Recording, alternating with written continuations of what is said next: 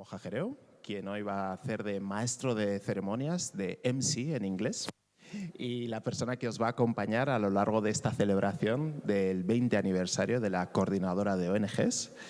Y antes de seguir con mis labores de MC, voy a dar paso a Miquel Carrillo Ponce, que va a dar un mensaje de bienvenida. Adelante. Parecía que iba a dar un mensaje de paz y amor, o el de Navidad, o aquel que dice, ¿no?, que, en fin, que estoy orgulloso, emocionado y todo eso. Bueno, hola, buenas tardes. Esto es una organización muy seria, maravillosa. Me ha preparado unas palabras hoy. ¿Sí? ¿Se escucha bien? ¿Ahora sí? Vale, perfecto. Pues eso, comentaba que estamos en una organización a la cual yo agradezco su trabajo tan serio porque me han preparado unas palabras de bienvenida que no me ha dado tiempo de memorizar y que voy a leer, ¿no? Sí, daros la bienvenida a este espacio, al streaming, este sitio tan maravilloso como SECO, a todas las que estáis aquí, a los que estáis al otro lado. Y bueno, pues en esta cita en la que celebramos 20 años de programa de formación de la Coordinadora de ONGs española. Hace 20 años la Coordinadora empezó su camino en la formación, pues la maleta de inicio de ese viaje era ligera, pero en este tiempo se ha llenado de recursos, imágenes, iniciativas diversas y muchos momentos compartidos. Y sobre todo muchas personas de aquí y de allá con quienes hemos ido avanzando por distintas sendas. Con todos los recuerdos y postales de esa aventura estamos hoy aquí en ECO y con todas vosotras. Celebramos 2 décadas formando a personas para contribuir a la construcción de un mundo justo, feminista, en paz y sostenible. 2 décadas en las que se han tejido saberes de aquí y de allá, se han disfrutado abriendo caminos hacia otros enfoques y propuestas. Se han cuestionado conceptos, en fin, un trabajo colectivo en la defensa de la justicia global, la paz, la defensa de los derechos humanos, la igualdad entre hombres y mujeres, el respeto por el medio ambiente. Una trayectoria en la que el sector también ha mirado hacia adentro con el fin de garantizar una formación continua para afianzar un trabajo pues, cada vez más eficiente, responsable, transparente y a la altura de los enormes retos y temas actuales que nos mueven, que nos ocupan, que nos preocupan. La formación nos ayuda a mostrar la conceptualización del mundo, no es ajena a las realidades complejas que nos rodean. Y en nuestro caso, además, tenemos la responsabilidad de responder a los enormes desafíos que enfrentamos como humanidad. La formación es esencial para construir propuestas que estén a la altura de todos estos retos, claro. Por ello iniciamos este acto con una mesa de diálogo que hemos titulado Saberes para la paz en tiempos de guerra, en la que contamos con personas de referencia en la defensa de los derechos humanos. Gracias a Shiham Jessica Corrich, Ares Perceval, Oriol Erauskin, Andrea Aldana y Moja Jereu por enriquecer el diálogo de esta tarde. Después de esta mesa tendremos momentos para mirar el camino recorrido y valorar todo lo conseguido. Habrá humor con Asari Viván, gracias Asari por estar aquí con todos nosotros. Y finalizaremos brindando por los 20 años cumplidos y lo que queda por delante. O sea, vamos a intentar que no sea un acto más aburrido, ¿no?, que tengamos un espacio para compartir y para tocarnos y superar y dar envidia a los que están en el streaming. Esto es lo fundamental, básicamente lo hacemos por esto. Antes de dar paso de nuevo al maestro de ceremonias, pues daros un agradecimiento final para todas las personas y organizaciones que habéis participado en estos 20 años de programa de formación.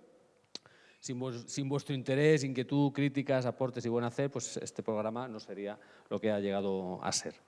Así que os esperamos en los próximos 20 o 50 años que sigamos, ahora que vamos a tener un local, ¿esto se puede decir, Maite?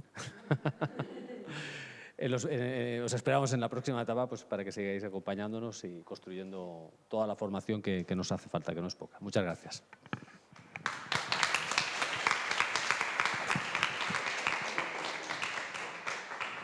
Gracias, Miquel, por esta introducción como miembro, ¿no?, de la Junta de Gobierno, de la Coordinadora. Has dado ahí una exclusiva, ¿no?, periodística. Es que yo aquí como periodista tengo que ir detrás de la noticia. En fin, si no la habéis escuchado, pues luego os voy informando en petit comité de este secreto. Pero ahora, antes de seguir, vamos a ver un par de vídeos. El primero tiene que ver con una presentación del programa de formación del que nos ha estado hablando Miquel. Es un vídeo bastante breve. Y el segundo tiene que ver con las voces, ¿no?, que participan en ese programa. Me encantaría mucho en este momento deciros cuántas personas han participado en este programa de formaciones, pero no os lo voy a decir y hay un motivo, ¿no?, y os lo contaré después, pero ahora no lo puedo decir. Luego entenderéis por qué estoy manteniendo el misterio. Así que adelante con los vídeos.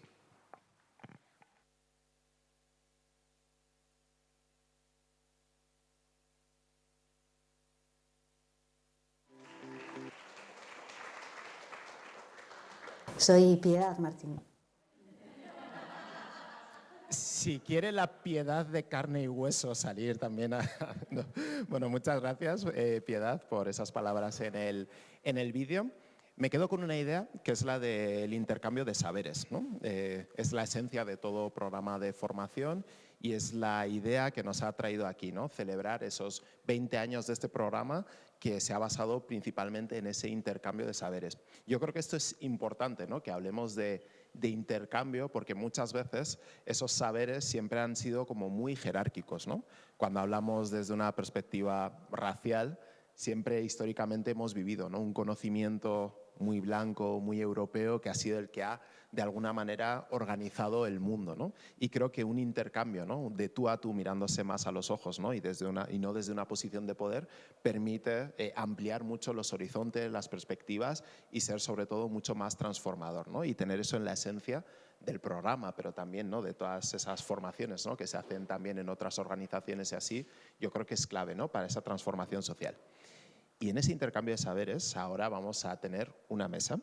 Así que yo primero me voy a sentar y entonces en este momento voy a ir introduciendo una a una a las personas que van a participar en la siguiente mesa, que tiene que ver con los saberes de paz en tiempos de guerra. Esto ahora mismo creo que es muy interesante. Yo la verdad que cuando vi la temática de la mesa me llamó mucho la atención porque es cierto, ¿no?, que en los últimos meses la palabra guerra, ¿no?, y todo lo que está alrededor de la guerra está cada vez más presente, ¿no? Yo, por ejemplo, como periodista en los medios de comunicación, pues lo tenemos continuamente, lo que está sucediendo en Palestina, en Ucrania, pero también en muchos otros contextos que muchas veces quedan olvidados. E incluso cuando hablamos también de paz, ¿qué es la paz, ¿no? Y si solo es la ausencia de guerra, ¿no?, por así decirlo, o si es muchas otras cosas más. Así que por eso, qué mejor, ¿no?, que poder debatirlo, poder hablarlo con personas expertas que desde diferentes ámbitos están tratando esos temas, están situando otras voces, otras perspectivas, están intercambiando saberes y aquí lo podemos hacer. Voy a ir introduciendo, vamos a hacer una dinámica muy sencilla. Voy a ir introduciendo de una en una a las personas ponentes que se van a levantar desde su sitio ahí en el público al sitio aquí y entonces pues aquí como, no sé, la Super Bowl, ¿no?, o algún evento así, ¿no?, tenéis que aplaudir, a rabiar, ¿no?, como diciendo estabais deseando, habéis hecho cola durante horas en la puerta del espacio Eco para venir a verles, para venir a escucharlos, porque en realidad se merecen también ese tipo de atención.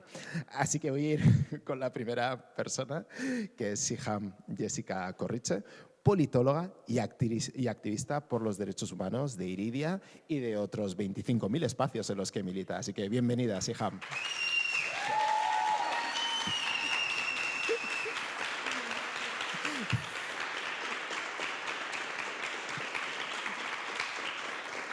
Me encanta, o sea, me encanta. Sois un público maravilloso. Me habéis acompañado en esta locura sin pensároslo y muy bien, o sea, muy agradecido. Bien, pues ahora hay que mantener el listón, no lo podéis bajar ahora. La siguiente es Ares Perceval Camps, directora de la Universitat Internacional de la Pau, allá en Cataluña.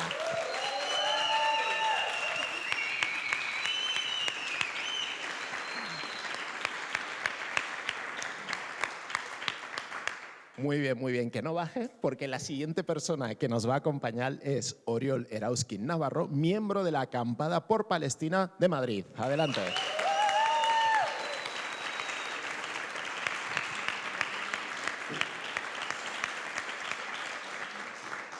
Además, Oriol, que lleva una camisa que luego le voy a preguntar de dónde la ha sacado, porque es muy de mi estilo, o sea que te voy a pedir el contacto. Y por último, la última invitada, tenemos a Andrea Aldana, periodista colombiana exiliada en España. Adelante.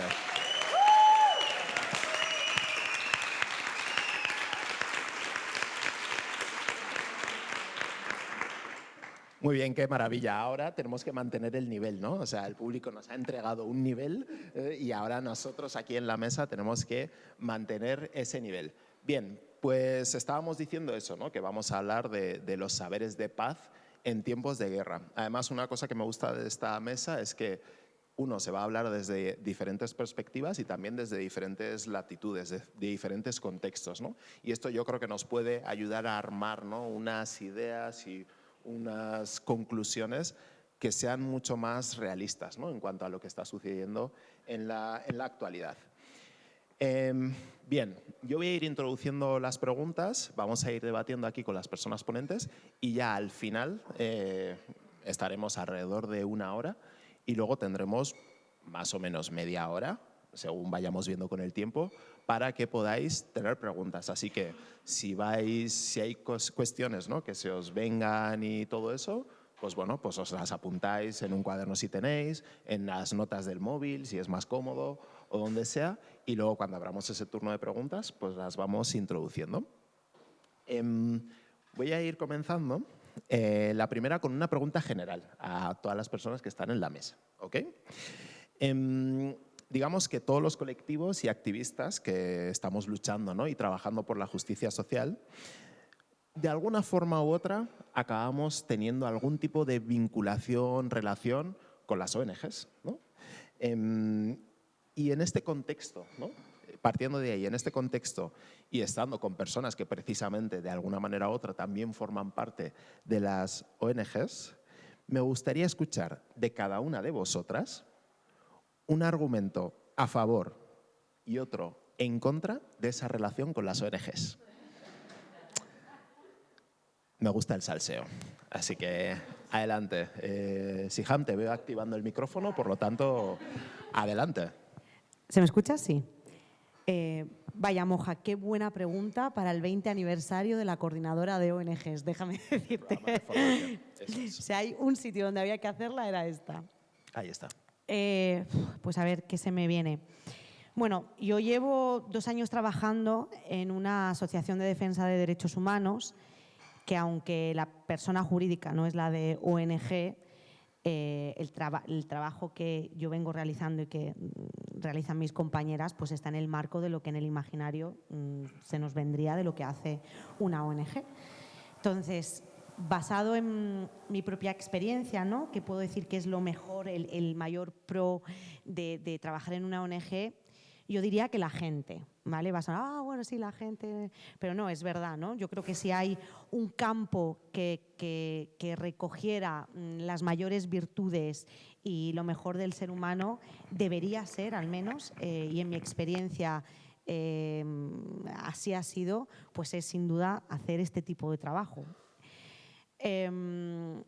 Otra de las cosas que a mí se me viene es, a veces nadie mejor que nosotras para hablar de estos temas, ¿no? Dedicamos tantas horas, tanto tiempo, tanto recurso, que luego es muy difícil hacerle el pulso a la expertise que muchas veces recogemos haciendo nuestro propio trabajo, ¿no? Porque además tenemos como ese espacio en donde podemos interlocutar a veces con la administración y con los poderes políticos, pero a la vez estamos aquí abajo, estamos con la gente, somos esa gente, ¿no? También la que estamos trabajando ahí. Entonces yo diría que la gente y el poder estar como pivotando en distintos marcos es una de las grandes potencialidades del trabajo en el tercer sector o ONG. ¿Y en contra? En contra, todo esto basado también en mi experiencia, no sé si estaréis de acuerdo, pero a veces la sostenibilidad de los proyectos y de poder dedicarte a esto con tranquilidad. En mi experiencia, como vamos trabajando con proyectos y cada año es una locura y a veces has cerrado un año y el año siguiente son solamente 6 meses. Yo creo que a veces es como esta inestabilidad que no te permite poder disfrutarlo del todo, porque la realidad del día a día y de las condiciones que se nos presentan para poder hacer este tipo de trabajo son muy duras. Entonces yo diría que eso es lo peor. Pues le paso la pregunta a Ares, que tienes un micro ahí igualmente. Vale.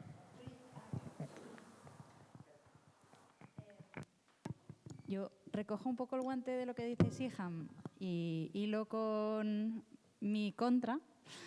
En este día a día del ciclo de proyectos y de tener que justificar, formular subvenciones, justificar, a veces se nos olvida un poquito el contacto con la calle. O sea, perdemos a veces este contacto que luego yo creo que conseguimos recuperar, pero que es difícil cuando no estás dentro de este ciclo de proyectos, entender cómo funciona. Pero yo creo que desde las entidades tenemos que hacer un esfuerzo extra para no perder esta conexión con la calle, ¿no? Y entonces, como positivo, y yo he venido como ONG, pero también estoy en movimientos de base, creo que cada actor tiene un rango de movimiento, ¿no? Entonces, las entidades más de base, de voluntariado, de activismo, tienen más rango de movimiento, pero puede que menos incidencia a nivel político. Y en cambio, pues yo me he dado cuenta ahora pues, con Palestina o con otras cuestiones, siendo, ¿no?, el copresidente de la Federación Catalana, hemos podido hacer algunos cambios que la sociedad civil, que desde la solidaridad al movimiento, ¿no?, desde Procomplicitat, nos han pedido, y hemos llegado a despachos literales que yo creo que desde la sociedad civil no se llega, ¿no? Entonces, ofrecer estos espacios a la sociedad civil creo que es tener mucho de valor, ¿no?, como ONG. Me gusta mucho esta idea, ¿no?, de las organizaciones como puente, ¿no?, para conseguir objetivos de la sociedad civil. Pues empiezo por Andrea. Se escucha, ¿no? Bueno, yo voy a ser muy corta y voy a hablar sobre todo desde la experiencia latinoamericana, y la importancia de las ONG en Latinoamérica es que una ONG hace parte del tejido social, y sostener el tejido social en una comunidad es necesario sobre todo para la protección de los derechos, que es tan fácil perderlos y tan difícil adquirirlos, y estos tejidos de resistencia son los que permiten dar esas luchas, conservar esas libertades. Y por eso en mi país, por ejemplo, cuando tú quieres apropiarte de expoliar, apropiarte de un territorio, desplazar a un campesinado, lo primero que haces es destruir el tejido social, ¿no?, que vienen siendo las ONGs. Por eso Milei, cuando se monta, lo primero que hace es romper con las políticas sociales. Por eso lo mismo hace Bukele, atacar a las ONG. Por eso hace Ortega en Nicaragua lo mismo, ¿no? Empieza a cerrar ONGs, que lo mismo va como con la prensa.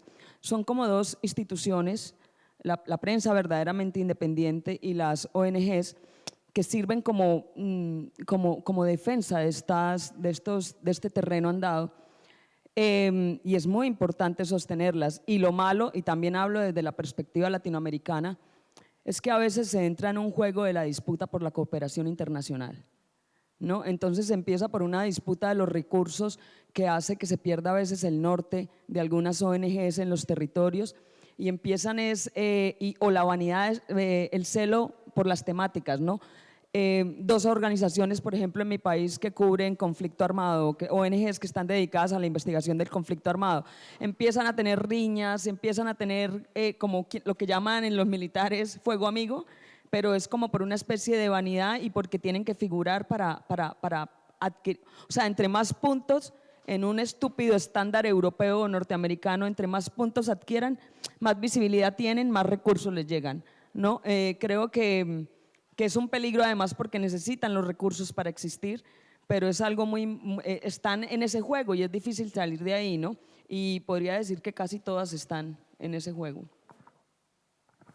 Y Oriol, acabas tú. Gracias. Voy a ser breve. Voy a empezar por la crítica, continuando por la que estabas comentando. Va en la misma línea. Y es algo que creo que pasa cuando entras en ciertas dinámicas de burocratización. Es algo que ocurre mucho en la academia, que lo he visto con mis propios ojos y que yo mismo estoy empezando a entrar en ello sin quererlo, y es que como que acabas trabajando para conseguir unos méritos, para conseguir unos papeles que te permiten continuar y demás, y que entras en un ciclo vicioso burocrático, y creo que las ONGs pueden pasar por ello perfectamente. Es un poco como el peligro, la trampa en la que pueden caer, ¿no? En una búsqueda de subvención subvenciones como para autosustentarse y eso, que haya una desconexión real con su función o con sus objetivos, ¿no? Esto es el gran peligro de las ONGs. Y por otro lado, yo creo que como el apoyo que pueden dar a los movimientos sociales creo que es vital en muchos sentidos. Desde, por ejemplo, si ahora que vais a tener un local, compartir ese local con movimientos sociales de Por favor, de la por zona. favor, no Eso hablemos de esto, es exclusiva. Perdón, eso es muy útil, pero sí compartir locales, compartir recursos financieros de todo tipo y también formaciones, que creo que eso es muy importante. Creo que en los movimientos sociales hay mucho capital humano y también somos capaces de dar formaciones muy buenas y demás, pero también creo que ahora mismo nos encontramos en un punto bastante bajo de fuerzas y creo que falta ciertas formaciones base y creo que en eso puede ser muy útil. También cuestiones de legal, creo que eso es un buen sitio en el que apuntar, formaciones de cuestiones legales. Gracias, Oriol. Quiero mandar un saludo a la gente que sigue también por streaming, que esto también es importante, que yo sé perfectamente que han estado también aplaudiendo a rabiar desde su casa cuando hemos hecho las introducciones, esto lo sé, cada persona desde su casa. Pero volviendo aquí al debate, vamos a entrar en la cuestión de la paz. Además, esta primera pregunta te la quiero emplazar a ti, Ares, ¿no? Porque, como decía ahí en la introducción, que muchas veces se piensa en la paz simplemente como una ausencia de guerra. Así que tú, como directora, ¿no?, de la Universitat Internacional de la Pau, me gustaría que nos explicaras qué es para ti la paz. Vale.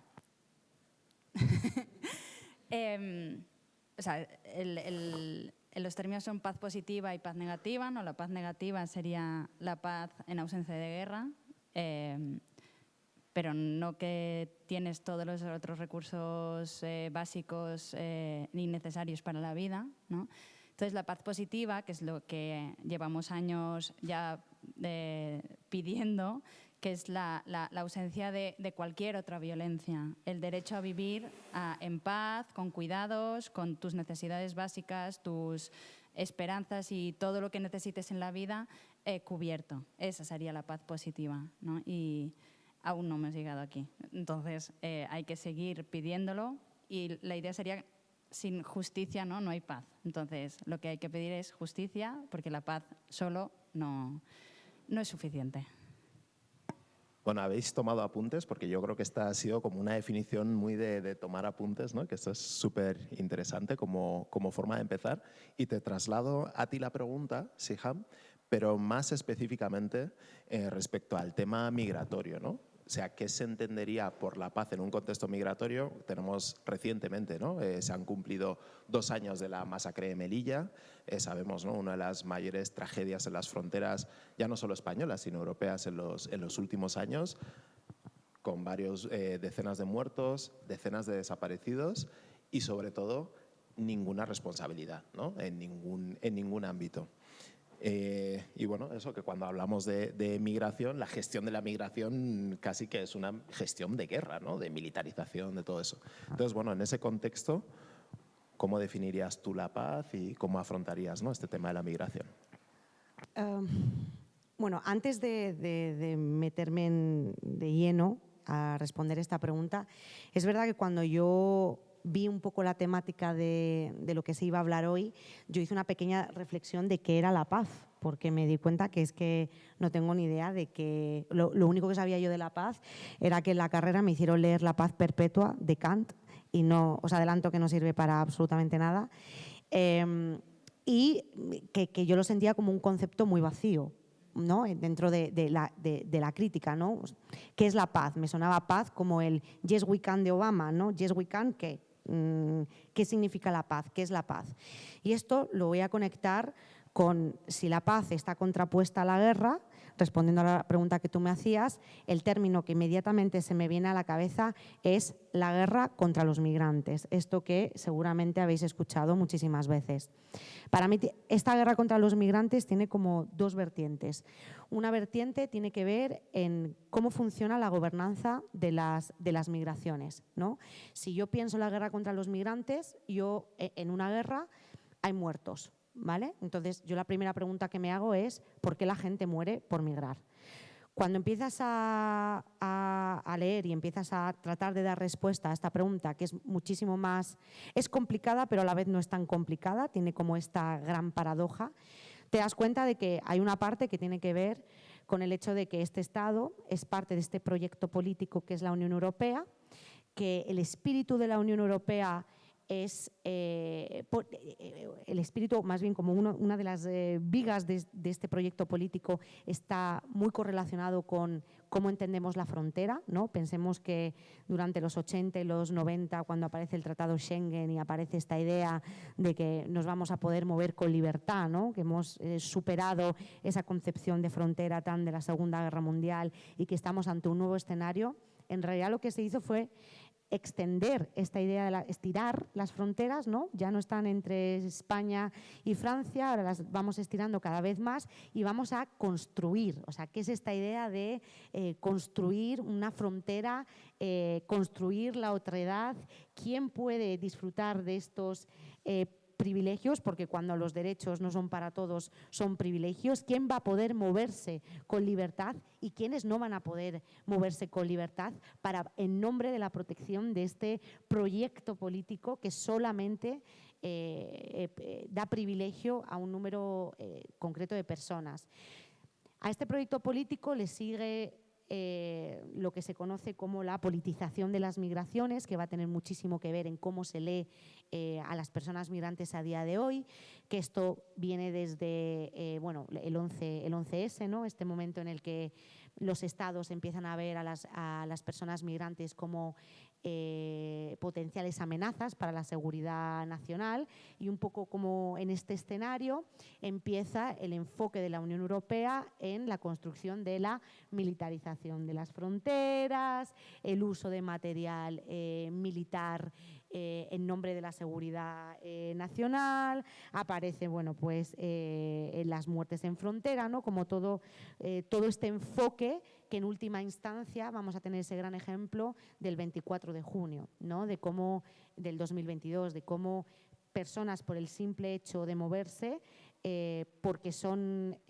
categorizados de forma racial, se les niega el derecho a poder moverse de forma segura y la consecuencia de ello es la violencia y la muerte sistemática en todas en la frontera de la Unión Europea y no solo, ¿no? Entonces, esto por un lado, ¿no? Y luego, con esto muy presente, cuando yo estaba pensando en la construcción de la paz, empecé a pensar que la paz necesita un enfoque racial, porque si no le aplicas este enfoque, ¿a quién le va a llegar la paz? ¿No? Esto, como ¿quién va a disfrutar del libre movimiento? ¿Quién va a disfrutar de ese derecho? Unas personas en concreto, ¿no? Entonces, una de las cuestiones principales para mí cuando pienso paz es cómo pensamos las migraciones y cómo pensamos al sujeto migrante y al sujeto racializado, y que sea cual sea la paz que pensemos, tiene que tener una perspectiva de cómo impacta esto en los cuerpos no blancos. Bien, te has quedado a gusto, ¿no, Siham? Sí. Bien, eso es lo que queremos en esta mesa. Oriol, la misma pregunta, pero claro, situado en un contexto, en el contexto en el que estamos ahora de genocidio en Palestina. ¿Cómo se puede concebir esa idea de paz, ¿no? Cuando al mismo tiempo pues, tenemos medios de comunicación, instituciones que continuamente están abogando por más guerra, más recursos, más armas? ¿Cómo no se puede abogar por la paz en este contexto sobre la situación en Palestina? En un contexto de creciente militarización, que lo estamos viendo, creo que va a surgir en algún momento un movimiento por la paz un movimiento anti-rearme europeo, un movimiento antibélico, antiimperialista. La cuestión es que puede tomar muchas formas. Y yo creo que la paz, como comentaba con la definición de paz positiva y paz negativa, es una palabra que puede ser secuestrada muy fácilmente. Es una palabra que en sí misma significa muy poco, porque la paz pues puede ser la paz social, pero la paz social puede suponer el sufrimiento sistemático y estructural de mucha gente, puede ser las desigualdades, puede ser las jerarquías. Entonces, la paz es un concepto que tenemos que ir con cuidado con ese concepto y podemos o puntuarlo, como se hablaba con lo de paz negativa o paz positiva, o acompañarlo o incluso buscar otros conceptos que precisamente no son conceptos pacíficos, porque yo no creo que a la paz se tenga que llegar desde una especie de manera naif de pensar como, bueno, pues eso, desde una especie de pacifismo total que no enfrenta las estructuras, porque las estructuras están ahí, las estructuras están cometiendo violencia para mantenerse constantemente, ¿no? Lo vemos en el caso de las fronteras, pero en el caso de la cuestión de Gaza es lo mismo. Lo que está ocurriendo ahora mismo es una continuación de un régimen de apartheid y un régimen genocida que lleva muchísimas décadas instaurado y que la estrategia, por ejemplo, del PSOE, que el PSOE yo creo que es como el mayor representante de la paz en España, al menos de esta paz vaciada, ¿no? Además creo que en España concretamente tenemos un cierto trauma con el tema de la guerra civil y que se busca ciertas opciones políticas como el PSOE, como que te representa como la paz, ¿no? Y creo que esta gestión que está haciendo del reconocimiento del Estado palestino y ya, ¿no? Como hago algún tipo de gestión como para presentar como que estoy en pos de la paz, pero no hago las medidas que se tienen que tomar y que suponen ciertas violencias, como puede ser pues un embargo total al régimen genocida de Israel. Incluso se podrían proponer, básicamente, si está ocurriendo un genocidio, nunca está encima de la mesa, pero una coalición internacional que entrara a pararlo, unos cascos azules. Esto se ha propuesto en otros casos y en este caso nunca se está proponiendo, ¿no?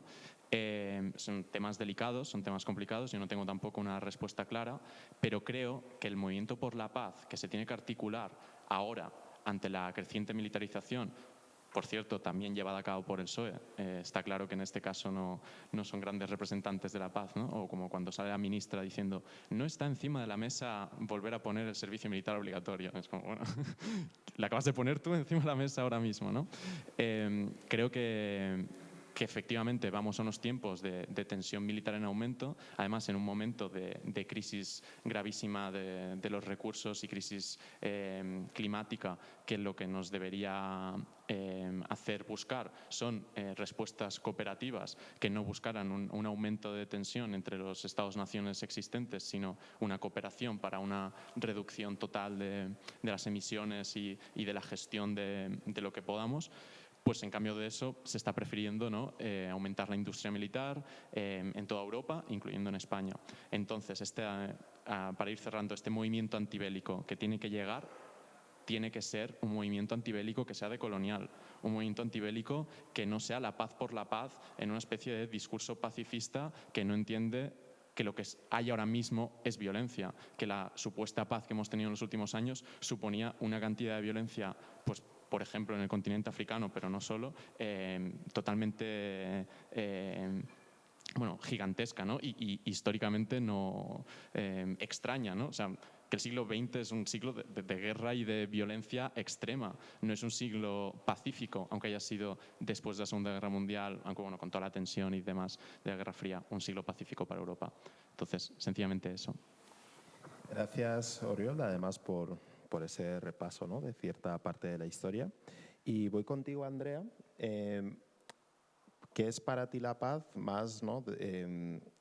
No solo ya desde tu experiencia personal, ¿no? Saliendo de Colombia hacia aquí, sino desde tu práctica, principalmente allá en Colombia? ¿Qué sería, ¿no? ¿Cómo definirías tú la paz desde tu práctica periodística?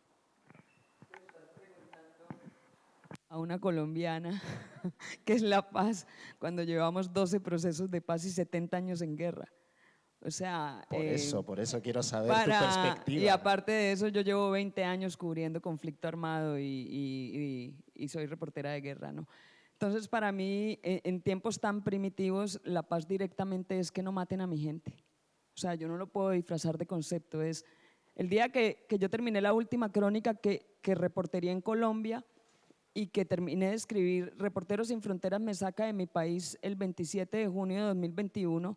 A los 2 meses terminé de escribir una crónica y cuando puse el punto de final de esa crónica, habían asesinado a 2 de mis fuentes citadas en esa crónica. Desde que yo estoy acá, que voy a cumplir 3 años, han asesinado 6 periodistas en Colombia y 4 son grandes amigos míos, que haces que te culpe porque estás viva, ¿no? Porque tú los salvaste y ellos murieron.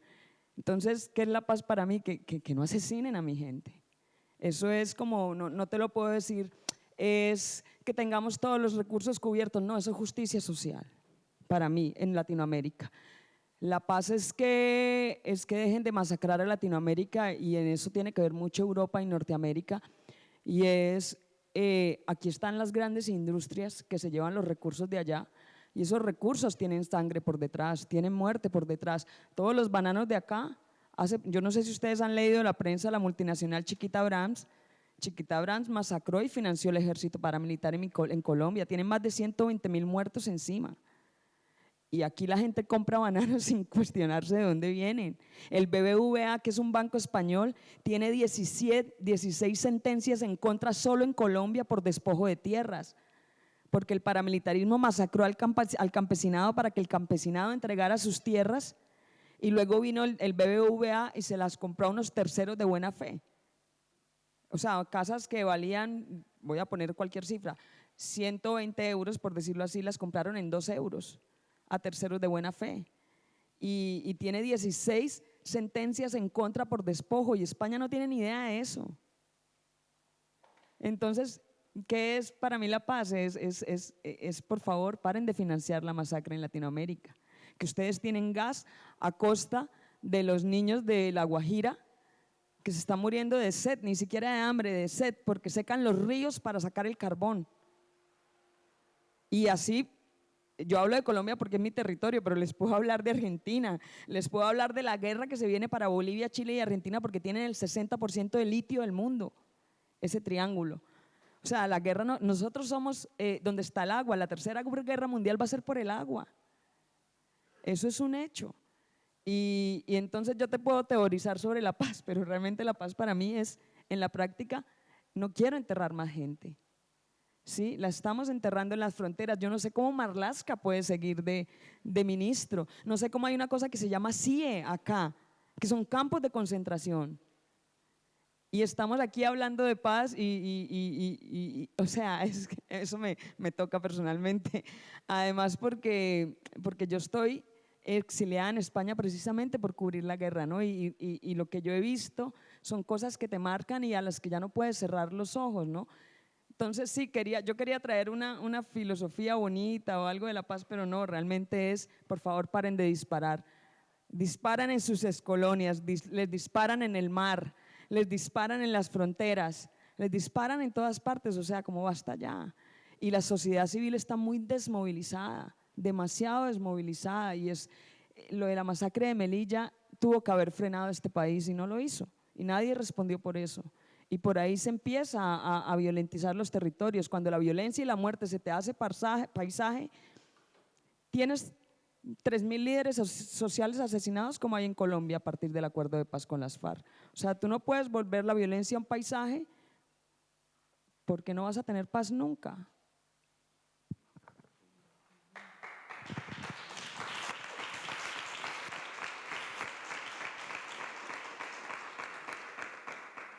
En realidad me gustaría, Andrea, que mantuvieras el micro, o sea, porque voy a hacer algunas preguntas individuales y voy a aprovechar ya que estabas hablando para seguir contigo, porque sí que yo creo que es interesante, ¿no? Que al final tu práctica periodística precisamente va en busca, ¿no? De esa idea de paz, ¿no? De frenar esas muertes, ¿no? De alguna manera. Y sí que yo creo que sería interesante, ¿no? que compartas cómo ha sido tu experiencia como periodista a la hora de reportar sobre este tipo de casos, de situaciones.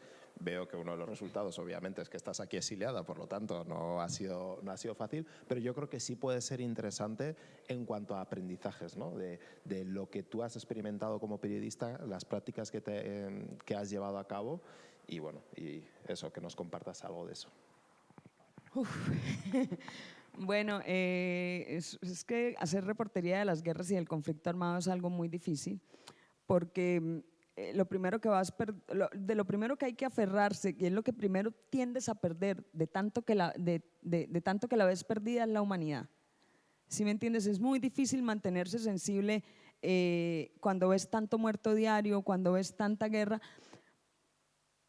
porque si te entregas totalmente a esa sensibilidad te enloqueces. O sea, tú no puedes estar cubriendo todo el tiempo masacres y guerras y estar totalmente sensible a este tema, porque o sea, tú eres un reportero que todo el tiempo está viendo mierda afuera, ¿sí? Y para contársela a la gente la tienes que procesar. Todo eso pasa por dentro de ti y eso mancha. Eso te ensucia. Entonces, si tú no te impermeabilizas de alguna forma ante tanto conflicto, es que no sobrevives. O sea, el suicidio de periodistas sería enorme en Colombia o en Latinoamérica en general. Eso en cuanto como a la salud mental, que la tenemos muy precaria todos los periodistas latinoamericanos. Y en cuanto a cobertura, lo que pasa es que en territorios tan conflictivos como Colombia, tú no puedes, o sea, yo estoy especializada en conflicto armado y aún así el conflicto armado tiene sus propias variantes, porque nosotros tenemos lo que es cárteles de narcotráfico, sí, que eso ya es una guerra en sí sola, pero también tenemos oro, también tenemos coltán, también tenemos litio. Entonces es como especie, y cada una de estas cosas va generando guerras, va generando muertes, y encima es que la guerra viene por todas partes y los conflictos armados vienen por todas partes, porque yo empecé cubriendo lo que era paramilitarismo en mi país y narcotráfico por una historia personal, porque mi papá era un abogado de presos políticos y lo desplazaron los paramilitares de la ciudad en la que yo nací, y para entender mi propia historia y entender qué eran los paramilitares, pues yo me meto a estudiar periodismo, y cuando tú empiezas a estudiar qué es paramilitarismo, pues llegas al narcotráfico en Colombia y empiezas a entender qué es el narcotráfico. Y cuando quise entender más mi país, me metí a las zonas rurales, porque todo el mundo habla de Colombia, pero habla de Medellín y Bogotá, y sí, muy chimba todo, y muy bonito, y las mujeres más bonitas, y los fiestones, pero Colombia es 70% rural. Colombia es 70% campesina, afro e indígena, y eso no es lo que se ven en las series de televisión. Sí, que es la que vemos en todas partes. Vemos la vida maravillosa de Narcos, las novelas donde te romantizan cualquier cosa, pero ya me perdí. Espérate, que tenía un punto. Cuando tú te metes a cubrir estas zonas rurales, que es donde están los gobiernos de los fusiles, encuentras que quien tiene por mandato constitucional la función de cuidarte, que es el Ejército Nacional, es quien viola tus derechos humanos. Uno de los casos por los que yo más sufrí persecución en Colombia fue 6 niñas indígenas de 12 años que el ejército había violado. Y a mí me llegó el informe confidencial. Yo ya no quería más amenazas, yo ya no quería más problemas, yo ya no tenía otro frente para frentear y para abrir.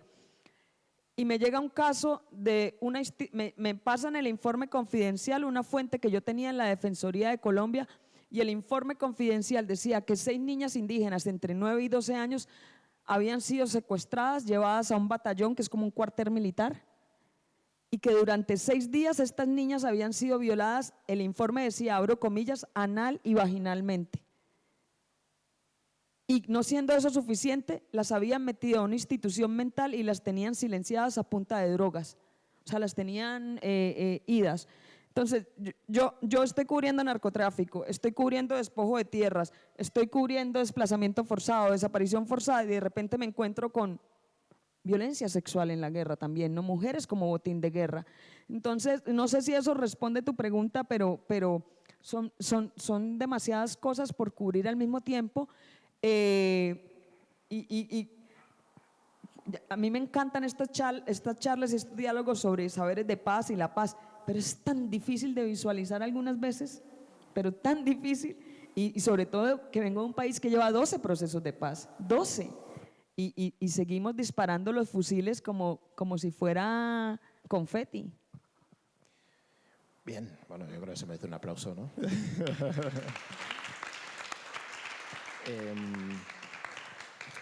Bueno, gracias, Andrea, ¿no? Por compartir desde tu experiencia como periodística. Yo creo que es como importante también, ¿no? Pensar en esa carga, ¿no? Mental y física, ¿no? De ese dolor, de cargar con ese dolor, de que sobre lo que reportas, ¿no? Al final, pues son vidas humanas. Vamos a pasar también con otra pregunta individual, en este caso con Ares. Y te quería preguntar, otra vez pregunta como directora de la Universitat Internacional de la Pau, si desde tu lugar, ¿no? Y también desde las militancias en las que formas parte, ¿cómo sientes que está siendo, si es que está siendo más difícil, hablar de la paz, ¿no? Producir conocimiento sobre la paz, colocar ese discurso, ¿no? En estos tiempos, ¿no? En los que, como antes estábamos diciendo, que cada vez es como más presente el tema de la guerra, si a ti, ¿no? Desde ese lugar de la universidad y otros espacios, si eso está siendo más complicado y cómo hablar sobre la paz y sobre todo lo que hay alrededor, sobre esa producción de conocimiento alrededor de ello. A ver, yo creo que se está poniendo el discurso belicista y, como Oriol ha dicho, ¿no? Lo del servicio, empezar a hablar del servicio militar, sobre si hubiera una guerra, quién sería patriota y quién iría a la guerra por su país, que se hizo después de la guerra de Ucrania, se hizo un estudio y España era la última, o sea, éramos los últimos que iríamos a la guerra por nuestro país. Yo creo que poco a poco ese discurso va calando en las narrativas, va calando, y sobre todo también los medios de comunicación, ¿no? Los medios de comunicación tienen muchísimo que decir en esto, ¿no? Cuando tú cubres ciertas noticias con un enfoque donde la parte de cómo solucionar un conflicto es desde la parte violenta o desde la parte de armamento, desde la parte, en vez de ir hacia el desarme, la negociación, la mediación y poner diferentes maneras de solucionar los conflictos, yo creo que también va calando esta narrativa en la que nos están metiendo en unas narrativas belicistas que son de intereses económicos, porque la industria de armamento está subiendo, hemos subido el PIB con la OTAN, lo que decías tú, ¿no? Se ha hecho el reconocimiento de Palestina, pero no se ha dejado de comprar armas a Israel, entonces ese reconocimiento es baldío, ¿no? Yo creo que se vio con la guerra de Ucrania, desde el movimiento de paz estamos perdiendo el terreno, eso se ve perfectamente, ¿no? Pero al mismo tiempo, discursos que creíamos que eran un poco anacrónicos, que ya no hacía falta volver que sonaban a OTAN no bases fuera, las estamos teniendo que volver a recuperar ahora porque están volviendo a ponerse discursos encima de la mesa que pensábamos que ya estaban olvidados. Y además, como decía Siham, todo este discurso belicista que encaja con la creación de la imagen del otro y los discursos del odio, que son para poder securitizar las fronteras con un pacto de migración y asilo que ha sido aprobado en la Unión Europea terrible, que va a ser una violación de derechos humanos diaria. Y también me he perdido. ¿Está siendo más difícil? Sí, pero al mismo tiempo yo creo que, y con las acampadas, estamos viendo que se está volviendo a organizar, que un movimiento que se creía innecesario, que creíamos que la paz ya era algo anacrónico, el pacifismo era algo que ya no necesitábamos recuperar, y nosotros, yo llevo paz en el nombre de mi entidad, pero nosotros hablamos de justicia global. La justicia global lo abarca todo, ¿no? Es la paz, pero interseccionando con el feminismo, con un pensamiento decolonial. Entonces tenemos talleres en escuelas y la paz ahí es todo, es hablar de privilegios, Y también nos estamos encontrando que hay una parte de la sociedad, de la juventud, que está muy en un cambio de mentalidad, pero al mismo tiempo hay un retroceso en una parte de la juventud que también lo vemos peligroso. Entonces, no sé si te he respondido, pero... Sí, y te voy a hacer una repregunta porque creo que es bastante interesante el tema de la juventud. O sea, no sé si vosotras lo percibís directamente, si es algo más de estudio, sea así. O sea, ¿cómo es la relación de la juventud, ¿no?, con esta idea de la paz? Yo creo que no la acaban de entender. O sea, pues es como un término vacío de... O sea, a todo el mundo le parece bien la paz, ¿no? Pero ya te digo que nosotros vamos más allá, ¿no? Hablamos de cultura de paz y justicia global, ¿no? Entonces, a la juventud hay una parte, y ahí se ve bastante en cuestiones de... O sea, la parte de mujeres están recogiendo este discurso feminista y en cambio los chicos están tirando para atrás. O sea, por ejemplo, yo tengo un grupo de educadoras que vamos a hacer talleres y cuando se habla de privilegio y antirracismo, bueno, pero en el momento en que hablamos de género, boicotean adrede el aula, piropean a la educadora. Entonces, estamos viendo un retroceso en... Como decía Andrea, ¿no? Es muy difícil conseguir los derechos y es muy fácil tirar para atrás. Entonces, yo creo que el truco, o bueno, como estamos enfocándolo nosotros, es abrir el concepto de paz, ¿no? Es justicia global, es todo, es decolonial, es feminismo, es cambio climático, es abrirlo a todo. Yo creo que vamos a instaurar los microaplausos después de cada intervención para levantarnos el ánimo. Voy a ir contigo, Uriol. Me interesa hablar específicamente de la acampada, porque, o sea, no duró, digamos, muchísimo tiempo, pero sí es cierto que, bueno, de lo que yo por lo menos he ido conociendo por los medios de comunicación y así, pues se pusieron en práctica, ¿no?, durante la acampada, pues formas de relacionarse, formas de actuar, que de alguna manera estaban imaginando otra forma de hacer, ¿no?, en este contexto. Entonces sí que me gustaría que nos compartieras, ¿no?, algunos aprendizajes, ¿no?, algunas situaciones, cuestiones, ¿no?, que se vivieran allí y que creas que mereciera la pena compartir aquí. Genial, me encanta hablar de esto. Estuvimos acampadas 32 días. Los primeros 10 días hubo una forma de organización y los siguientes 22 días hubo otra forma de organización. El inicio de la acampada fue establecido por una coordinación de asociaciones universitarias, de activistas universitarios, estudiantes universitarios, que ya estaban agrupados previamente para hacer cosas por Palestina, que ven lo que ha empezado a ocurrir internacionalmente, las acampadas, ven la acampada de Valencia y demás, y dicen, vale, vamos a hacerla en España. Vamos a hacerla, perdón, en Madrid. Madrid es España, bueno. Y entonces la convocan, pero la convocan con una intención de que no dure mucho, o sea, como que, pues bueno, se va a hacer, pero se les va de las manos. O sea, la convocan pensando que convocándola el martes, el viernes desconvocábamos, porque no nos íbamos a quedar todo el fin de semana, ¿no?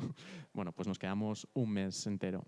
Y la cosa es que este grupo, en un primer momento, pues... creo que había una cierta falta de imaginación política, porque bueno, pues habían trazado un plan, tenían una línea estratégica y querían seguir con ella, ¿no? Y había una cierta división entre la vanguardia, entre el bloque de organizaciones, literalmente se llamaban el bloque, y pues la masa, ¿no? Y es que habían ahí cientos de personas, de estudiantes que era su primer acto político, más allá de a lo mejor alguna manifestación, ¿no? Individualidades acampadas, también habían otras organizaciones que no estaban en el bloque que habían acampado y demás. Entonces, hubo una serie de malas gestiones por parte del bloque y hubo un día que fue crítico por cuestiones que no voy a divulgar y que básicamente se tuvo que hacer una asamblea de replanteamiento total de la organización porque habían habido una serie de fallos, ¿no? Como que la dicotomía de un pequeño grupo organizador y mandando a los demás desde un cierto paradigma del control no funcionaba. Y entonces la asamblea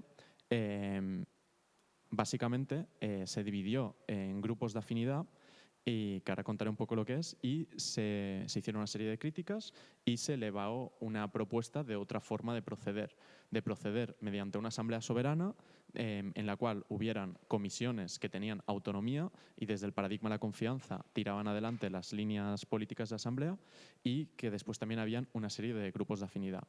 Lo de los grupos de afinidad es una táctica muy potente en el mundo del activismo, que básicamente lo que hace es, si tienes a mucha gente intentando organizarse, dividirse por afinidad. Por afinidad puede ser que sean tu grupo de amigos.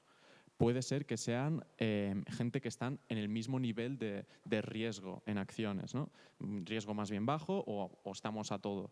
Gente por cuestiones ideológicas, por lo que sea.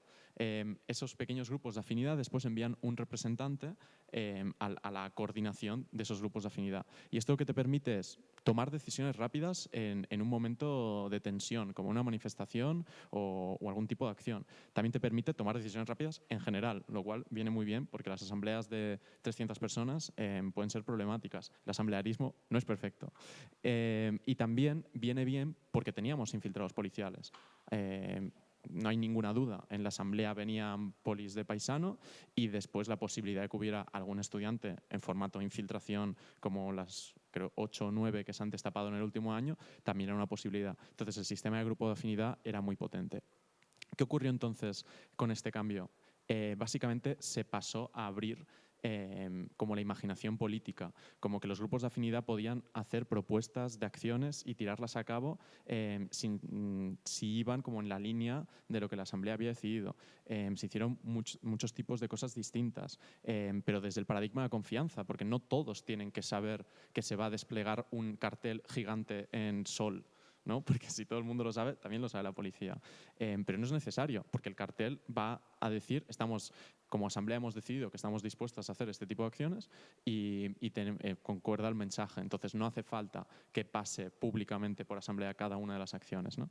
Pero también había un magma político muy potente, porque ahora mismo estamos en una crisis muy grave de falta de terceros espacios. La gente no se reúne presencialmente, no habla de estas cosas. El paradigma sería ya como las reuniones online, las asambleas online, que es como ganas de pegarse un tiro, ¿no? Pues esto te generaba un espacio, la acampada, de personas ahí presentes, discutiendo continuamente, discutiendo de la cuestión de Palestina, discutiendo las acciones, discutiendo de organización política. O sea, chavales de 20 años discutiendo cómo íbamos a organizarnos y cuál forma era más eficiente o menos.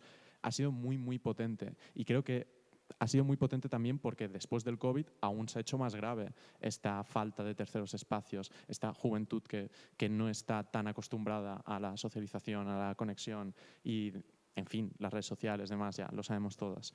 Entonces, básicamente, creo que la acampada ha supuesto un punto muy, muy, muy, muy poderoso de imaginación política. Se han hecho cuestiones muy rápidas, o sea, se han organizado festivales en 2 días, se han organizado acciones de parar una carretera en día y medio, se han hecho talleres de desobediencia civil muy potentes, y todo esto también no habría sido posible si no se hubiera pasado por ahí otras organizaciones más antiguas, con gente con más experiencia, que podían dar talleres de, pues, por ejemplo, de cómo hacer desobediencia civil, de los riesgos legales a los que te enfrentabas, una serie de cuestiones que son muy importantes y que, por ejemplo, en la primera parte no estaba. La primera forma de organización, la cuestión, por ejemplo, de anunciar los riesgos legales a los que las estudiantes se sometían al hacer cierto tipo de acciones, pues no se hacía, es que ni siquiera sabían a qué se están exponiendo, ¿no? Bueno, más o menos por ahí. Microaplauso. Ahí. Bien. Siham, yo creo que es muy interesante que nos hables aquí de un ejemplo, ¿no?, que ha ido tirando mucho de una parte de la sociedad para tratar de imaginar, ¿no?, otro tipo de futuro, que es el movimiento Regularización Ya. Hablamos de 700.000 firmas, tú fuiste una de las militantes que estuvo ahí recogiendo firmas. Bueno, yo quiero que nos cuentes un poco, ¿no?, cómo esta iniciativa pues, es un ejemplo, ¿no?, de construir otro futuro en esa línea de, pues, ¿no?, de todas estas definiciones que hemos hablado, paz social, justicia global, etcétera, etcétera. En esa línea, pues, ¿cómo encaja Regularización Ya? Voy a recoger un poco lo que ha dicho antes Andrea, ¿no? Y hablaba de la banalidad del mal, en que ya estemos tan sumamente acostumbrados a ver la muerte en las fronteras y que ya no le mueva nada a nadie, ¿no? Y cómo este que es uno de los ejemplos más crueles de cómo funciona la frontera, sigue atravesando, ¿no?, esa praxis en esta frontera chicle que se mueve, ¿no?, y que de repente esta violencia no se queda únicamente en el espacio de la frontera, sino que se va a seguir reproduciendo una vez llegues al destino o al territorio seguro, ¿no? ¿Por qué digo esto? Porque también hemos normalizado que vivamos en un estado en donde 500.000 de personas se convierten en sujetos deportables, sujetos que tienen como única finalidad trabajar sin derechos, encarnando el miedo a que en cualquier momento te deporten o te lleven a lo que ha definido como campo de concentración, pero que es sino otra definición para lo que es un CIE, ¿no?, a efectos de garantías judiciales y de todo lo que ocurre ahí. Yo cuando pienso en la ILP o cuando tengo que explicar la ILP, yo creo que para las personas en situación administrativa irregular, personas que hemos pasado por un proceso de regulación, para personas racializadas que tengan la ciudadanía, las razones son muy obvias, ¿no? Es muy claro, porque es una cosa que se nos va la vida en ello. Pero yo esta pregunta siempre me gusta como pensarla desde el otro lado. Y cuando lo pienso desde el otro lado de qué significa la ILP, es preguntarnos en qué tipo de sociedad queremos vivir. O sea, ¿queremos vivir en una sociedad en la que haya familias con miedo a matricular a sus hijos en el colegio porque no sería la primera vez que han llamado a la policía y han salido de ahí con un expediente de expulsión? ¿Queremos vivir en una sociedad en donde poder ver a una médica o un médico es un acto de privilegio? ¿Queremos vivir en una sociedad en donde durante el COVID, en estos llamados, ¿no?, de los trabajos esenciales, ¿no?, que todo el mundo hablaba de los trabajos esenciales, los que estaban sacando la normalidad o lo poco que teníamos de normalidad en ese marco, lo estaban sacando principalmente personas migrantes y además mujeres? Que no se nos olvide que creo recordar que casi el 60% de estas personas que están en situación administrativa eran mujeres y niños y niñas en nuestra sociedad que no pueden ir a ver a un médico, que van con miedo al colegio. Estamos hablando de todos esos trabajadores y trabajadoras que están recogiendo la fresa y que han salido amenazadas cuando han ido a denunciar su situación laboral o inclusive casos de violencia de género y de agresiones sexuales, que salen con la amenaza de ser deportadas porque el estatuto de víctima no se cumple en muchísimos casos con estas personas. ¿Queremos vivir en una sociedad en donde esto sea lo normal? ¿Podemos hacer este ejercicio de violenta ignorancia constantemente? Porque las que estamos aquí lo tenemos claro, pero esto es una pregunta que había que trasladar al otro lado, ¿no? Y esto fue un ejercicio que duró mucho tiempo, que traspasó varias capas de la sociedad.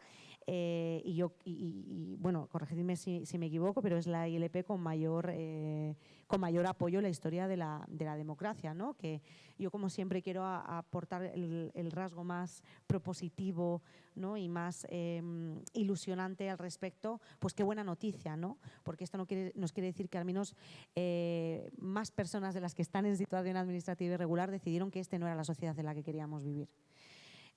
Ahora nos enfrentamos a otra escalada, ¿no? Después de hacer este trabajo de convencer, ¿no?, de explicar, de preguntarnos para quién son los derechos, ahora viene convencer a la clase política, ¿no?, a los grupos parlamentarios, al Congreso, de que hay que dar un paso más, ¿no?, y de que esto es un grito que viene de abajo, pero que viene a romperlo todo. Claro.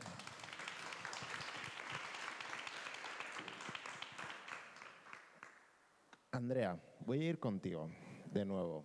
Y además o sea, al final nos has compartido, ¿no?, tu vivencia, ¿no?, y lo difícil que es, ¿no?, de alguna manera pues, poder tirar adelante cuando lo que ves, ¿no?, es pues eso, tener que enterrar a gente conocida y todo eso. Pero al mismo tiempo hay que reconocer que sigues adelante, ¿no?, que sigues con tu trabajo, que sigues peleando, sigues haciendo información, tratando de esclarecer. Y por eso yo te quiero preguntar, ¿no?, ¿qué es lo que a ti te da esperanza para seguir, ¿no? O sea, viendo todo eso que has visto, viviendo todo lo que has vivido, ¿qué es lo que a ti te da esperanza para seguir haciendo periodismo, para seguir peleando, para seguir buscando esa justicia, esa idea de paz, sea cual sea la idea de paz, ¿no?, que tenga cada uno? ¿Qué es lo que a ti te llena de esperanza para seguir adelante? Yo creo que una acción genera una reacción, ¿no? O sea, y cuando hay tiempos tan opresivos, tan oscuros, en estos tiempos, o sea, estamos viendo la extrema derecha, cómo avanza en Europa, pero el pionero de la neoextrema derecha en Colombia fue Álvaro Uribe, y fue el que llevó todo el modelo de autoritarismo a Latinoamérica. Bukele es una fotocopia de Álvaro Uribe. En la época en la que más me persiguieron a mí en Colombia fue cuando Álvaro Uribe era presidente. Yo me he tenido que ir de Colombia 3 veces, he sido víctima de agresiones físicas, he sido víctima de agresiones sexuales, todo por mi oficio. Y aún así la gente me dice, pero ¿por qué continúas? ¿No? ¿Por qué continúas? Y para ser muy honesta, son 2 respuestas. Una, porque si yo me callo, ellos ganan, ¿sí? Y si ellos ganan, perdemos todos y todas. Y la otra, porque es que, como el caso que les contaba de las niñas indígenas que violó el ejército, yo en ese momento tenía amenazas de la policía, amenazas de la fiscalía porque estaba denunciando sus vínculos con el narcotráfico y cómo estaban asesinando a gente en Colombia en la protesta social, en el estallido social del 2021. Yo tenía muchos frentes abiertos, pero me llega esta denuncia de estas niñas, 6 niñas que violó el ejército. Yo ya no quería más problemas, pero es que hay veces que ser periodista es casi que un acto de resistencia, es que o ni siquiera es un acto, es una reacción humana, ¿me entiendes? ¿Cómo me acuesto yo a dormir tranquila sabiendo que hay 6 niñas indígenas en un sanatorio internadas que fueron violadas durante una semana y que yo con sacar la noticia puedo hacer que eso pare, ¿no? A veces reaccionas solo y sin saber el problema que se te vino, porque después de denunciar eso estábamos en plena pandemia además. En Colombia no salía nadie, solo salíamos los periodistas y los militares y policías. Yo caminaba por las calles de Colombia porque me iba a pie a la revista donde trabajaba y me paraban coroneles de la policía en moto a decirme que esta se las pagaba, que no sé por qué no me hicieron algo ahí, bueno, porque me vieron sola como 2 veces y luego me tocó estar con un amigo que tiene escoltas. Entonces, yo sigo, bueno, porque si yo me callo ellos ganan, pero también como por un acto de humanidad, o la misma resistencia humana que se activa cuando los tiempos son tan represivos, ¿no? Y cuando tú tienes por instinto incorporado un concepto que me parece tan bello, que es la desobediencia, porque yo creo que lo único que nos va a salvar ante lo que se viene es la desobediencia. La desobediencia civil no es el antibelicismo, no, porque entre más extrema la derecha, la izquierda va a tener una reacción similar, y eso es una realidad. La gente no va a salir a ponerle flores a las bocas de los fusiles, y eso es algo de lo que tenemos que estar pendiente, y nadie está pendiente de la reacción que va a tener esta acción de derecha tan extrema. Volví y me perdí. El asunto es que hay que seguir desde la pequeña trinchera en la que estemos, y no hablándolo en una metáfora belicista, sino del espacio seguro en el que podemos actuar para tratar de que esto pare, de que esto mejore. Yo lo hice y estoy exiliada en España, no sé si valió la pena, pero si tú me devuelves lo volvería a hacer, todo tal cual, tal vez extremando los cuidados, tal vez no exponiéndome tanto, pero volvería a hacer cada una de las cosas que hice, aunque me han costado lo que me ha costado, que el exilio es lo de menos.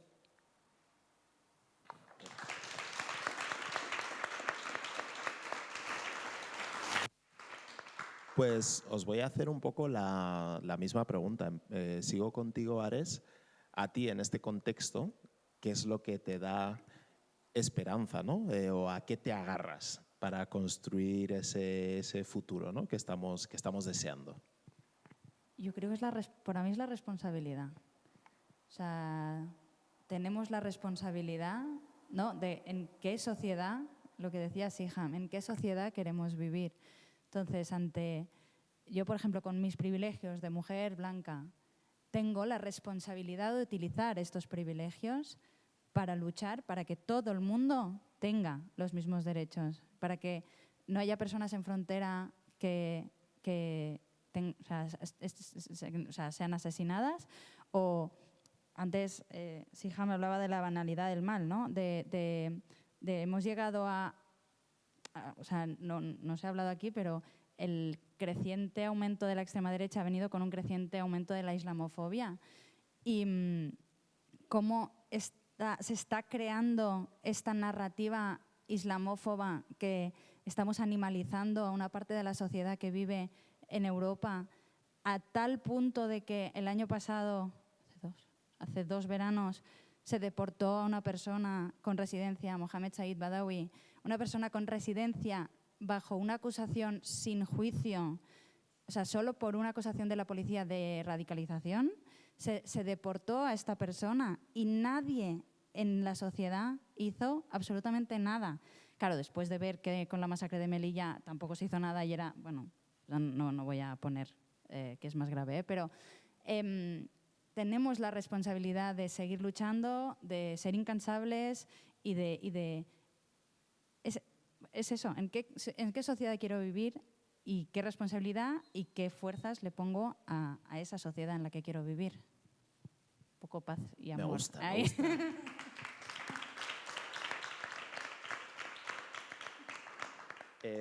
Oriol, te traslado a ti y luego cerramos con Siham. Lo mismo, ¿no? ¿A qué te agarras? ¿A qué esperanzas te agarras tú para construir ese futuro? Yo me agarro a que creo que el cambio es posible, a que creo que la revolución es posible y creo que podemos ir a mejor. Porque yo entiendo que mucha gente no actúa porque siente una desidia de que es imposible, ¿no? Un realismo capitalista de las cosas son como son, solo van a ir a peor, y en algunos factores sí, solo van a ir a peor. El cambio climático es una lucha muy complicada porque aunque ahora mismo dejáramos de emitir emisiones hoy, aún quedarían 10 años de efectos de cambio climático, de aumento de las temperaturas. O sea, las cosas están muy mal, pero a la vez estas contradicciones del capitalismo, este auge del fascismo como respuesta, todo esto es porque estamos en un sistema que se está cayendo. De una manera u otra va a caer y esto va a ser una ventana de oportunidad. Una ventana de oportunidad que el fascismo tiene a la delantera y tiene muchas posibilidades, pero también es una ventana de oportunidad para los movimientos en favor de la emancipación humana. Creo que se pueden cambiar las cosas y creo que lo único que puedo hacer, tanto por mis privilegios, pero como también persona que vive en el mundo y que, bueno, me lo puedo permitir, pero también porque estoy aquí, es intentarlo. Intentar participar del cambio e intentar que las cosas vayan a mejor.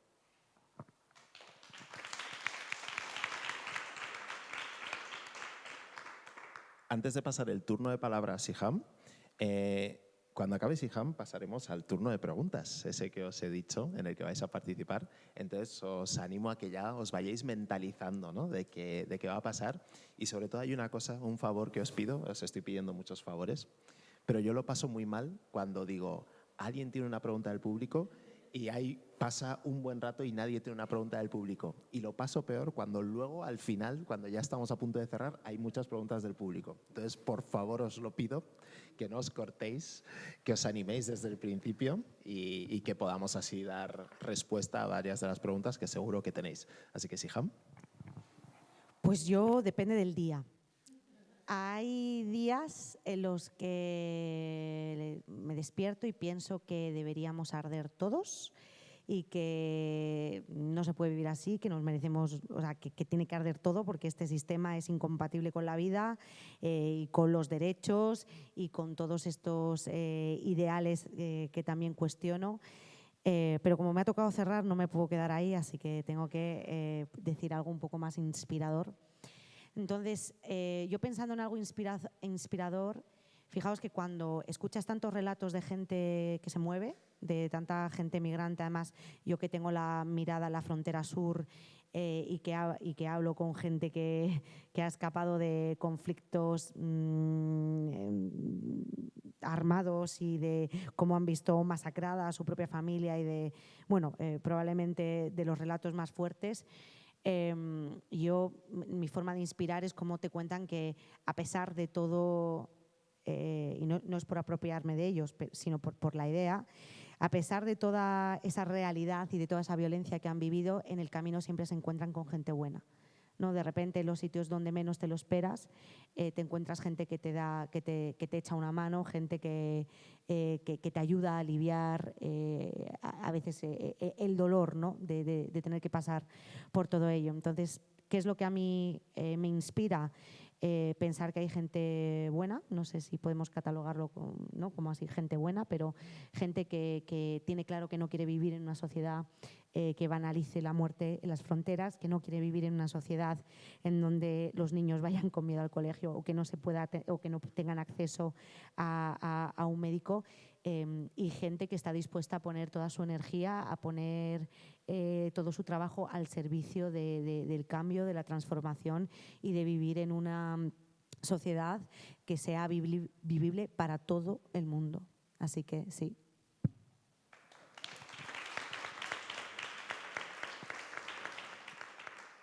Gracias, Siham, por terminar en esa nota positiva, haber acabado con uno de esos días buenos, en realidad. Así que nada, voy a beber agua brevemente y así os doy un margen para que podáis ir levantando la mano para hacer preguntas, si es que tenéis preguntas, claro.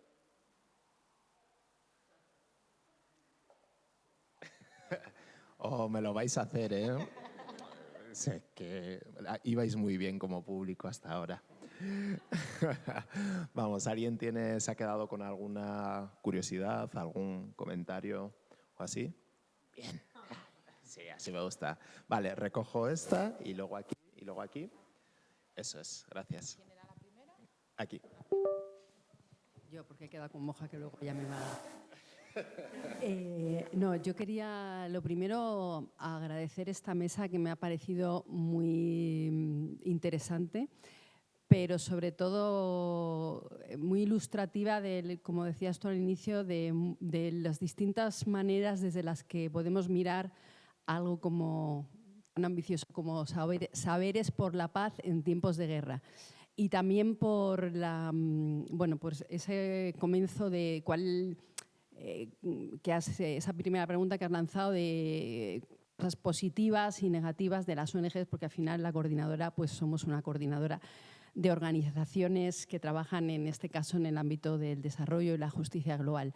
Y me gustaría profundizar en esa idea de no tanto de qué cosas somos positivas o qué negativas, sino en este contexto que se ve negro, se ve oscuro, se ve con muchos frenos, con muchas limitaciones y más que van a venir. O sea, yo creo que en España además estamos viviendo un momento un poquito de espejismo en comparación con otros países de nuestro entorno y que no sabemos cuánto va a durar, pero que la realidad está yendo hacia un determinado lugar que todavía se puede cambiar, pero creo que todavía no hemos dado con la tecla. Y en este contexto, ¿cuál creéis que debe ser el papel que tenemos que jugar desde las organizaciones de la sociedad civil? Yo tengo la sensación de que algo tenemos que cambiar, que no podemos seguir haciendo lo que venimos haciendo hasta ahora porque el contexto es distinto y porque los desafíos que tenemos por delante son muchos, y me gustaría saber si tenéis algunas ideas de por dónde, ¿no? O sea, qué podemos hacer. Bien, voy a recoger, era aquí. Mientras, un pequeño comentario. Yo cuando pienso en un futuro negro, pienso en un futuro positivo, ¿no? O sea, como para que... Bravo. Para que hagamos esa reflexión sobre el lenguaje y cómo podemos hacer una transformación del lenguaje. ¿En serio va a llover? Bueno, para la gente del streaming esto a vosotros no os afecta, pero a la gente que estamos aquí sí. Vamos ahí con la pregunta. Muchas reflexiones, pero que tenemos luego el espacio informal. Entonces, a mí me parece súper interesante abordar el concepto de desobediencia, como que me parece muy clave en estos tiempos que corren, ¿no? La paz son muchísimas cosas y súper interesante también poder compartirlo, pero me gustaría a quien quiera responder si podéis traer aquí ejemplos de desobediencia, que creo que son súper necesarios, ya sean cotidianos, más micro, más macro, ejemplos inspiradores de desobediencia, porque creo que en estos tiempos que corren es súper necesario, como desobedecer tanto los mandatos internos como externos, porque nos tiramos la vida obedeciendo normas y ya está bien, ¿no? Gracias por esa pregunta. Teníamos aquí al compañero también.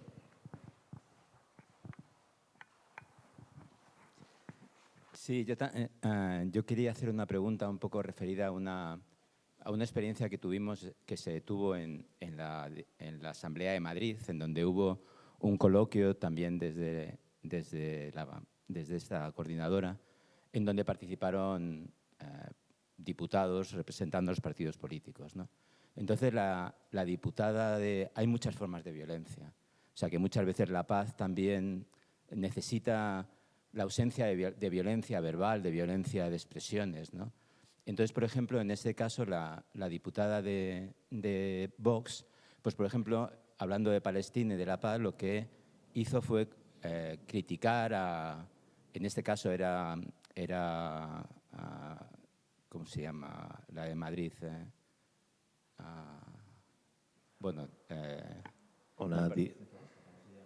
¿La candidata? Reyes. Más Madrid. Criticando a Más Madrid, que Más Madrid no había condenado el Holocausto porque no había asistido a una entrega de medallas a la embajada israelí, a la embajadora israelí.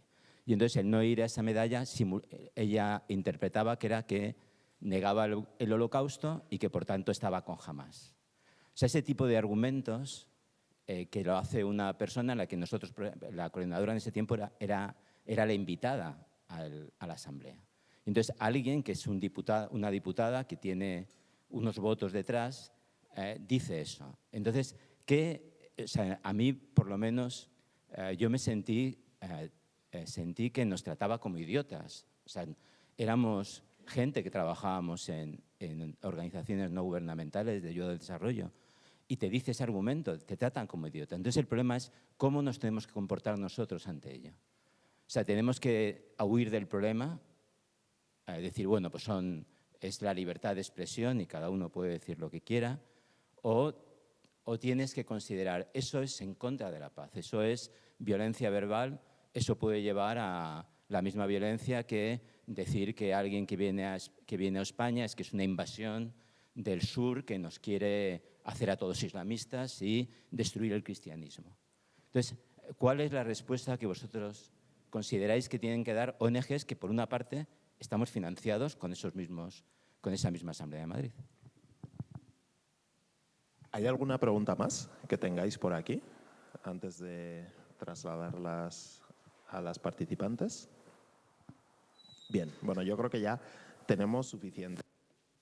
Repartir un poco las preguntas. Yo creo que la pregunta de la desobediencia creo que sería muy interesante que la respondieras tú, Andrea, porque has sido quien ha sacado el tema y yo creo que además en tu experiencia en Colombia creo que nos puedes dar, así que si puedes ir respondiendo tú a esa y luego seguimos con las otras. Bueno, ejemplos de desobediencia histórico hay bastantes, empezando también por Mandela, pero yo no me refiero a esa desobediencia. Bueno, pero antes quería anotar algo frente a lo de tiempos negros. A mí lo que me aterra es que hay tiempos blancos, supremacistas blancos. O sea, estamos ante eso realmente, ante el tiempo del pensamiento blanco como estructura de pensamiento. Esto como reflexión para replantearnos, dejar de usar esas expresiones. Y porque realmente lo que nos está acercando a la libertad son los supremacistas blancos, ¿no? Y que no es un tipo de piel blanca, y sí, pero es más una estructura de pensamiento. Y en cuanto a lo de desobediencia civil, cuando empezamos a desobedecer los mandatos legales o el mandato de pensamiento, como tú lo dijiste, lo que tenemos por fuera y lo que tenemos por dentro, eso genera cambios en las sociedades además se riega como pólvora. Y te voy a empezar por contar un ejemplo que se llevó 4 años en Latinoamérica, y es cuando los jóvenes de Nicaragua en 2018 se cansaron de obedecer la represión de Ortega y salieron a las calles, ¿sí? Y pusieron en evidencia la deriva dictatorial en la que está ese régimen de Ortega Murillo. Eso pasó en 2018 en Nicaragua, inundó toda la prensa. En 2019 ya eran las estudiantes de Chile las que se estaban saltando el metro porque les habían subido el tiquete del metro y dejaron de pagarlo y se lo saltaron. Y cuando se lo saltaron generó todo ese estallido social en 2019 en Chile, que hizo que tuvieran a Boric de presidente, que además es un presidente que puede estar demostrando que hay una izquierda democrática que es funcional, ¿sí? Que no es la izquierda de Cuba, que no es la izquierda de Nicaragua, que yo creo que la izquierda debe empezar a revisarse ese enamoramiento que tiene por Cuba y por Nicaragua, porque son sociedades autoritarias. Nicaragua tiene, en el año pasado soltó 222 presos políticos y ya tiene 100 nuevos, Cuba tiene 1000. ¿Sí? Y hay una izquierda que es funcional y que se puede empezar estudiando un poco por Boric, ¿no? Que es un poco a la que yo le tengo fe a Gustavo Petro, que tiene sus cagadas como todos los presidentes, pero le tengo fe porque demuestra que es como funcional, ¿no?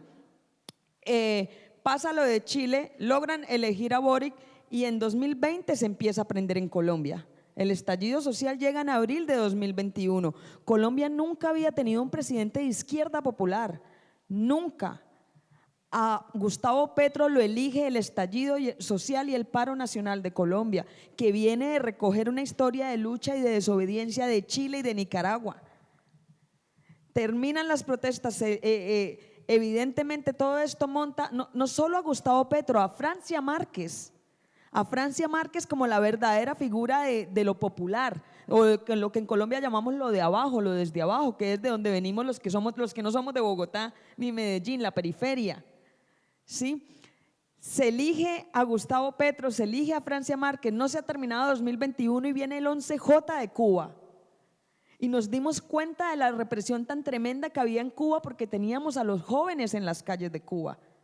Pero todo esto viene porque dejaron de obedecer, porque le perdieron miedo. Y a mí me da miedo decir la palabra porque confrontación suena bélico, pero no es a esa confrontación a lo que me refiero, es a la confrontación ideológica, es al pensar, es a ser crítico, es a desobedecer lo que te tienen instalado como pensamiento, y que es lo que viene haciendo el feminismo hace muchos años, desobedeciendo la estructura patriarcal establecida. Y que es lo que estamos empezando a hacer en Latinoamérica cuando hablamos de descolonización y de decolonial. Que ya es hora además que devuelvan lo que hay en los…